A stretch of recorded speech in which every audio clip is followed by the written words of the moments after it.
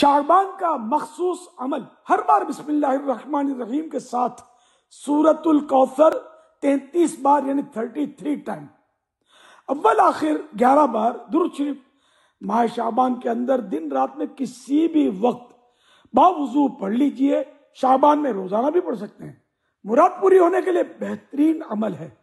پڑھنے میں اپنی مراد ذہن میں رکھنی ہے، مثلا دیدار تاجدار مدینہ و مدینہ شریف، حج و عمرہ، روزی میں برکت، قرض اترنے، مرض دور ہونے، بیٹے یا بیٹی کی خواہش، شادی ہونے، ٹینشن سے نجات پانے، دکان و مکان کے مسائل حل ہونے، دینی امتحان میں اعلیٰ کامیابی پانے، گھریلو زندگی خوشگوار گزرنے، اچھی نوکری ملنے، حافظہ مضبوط ہونے وغیرہ وغیرہ میں سے جو بھی جائز مراد ہو اسے ذہن میں رکھ کر یہ عمل کیجئے۔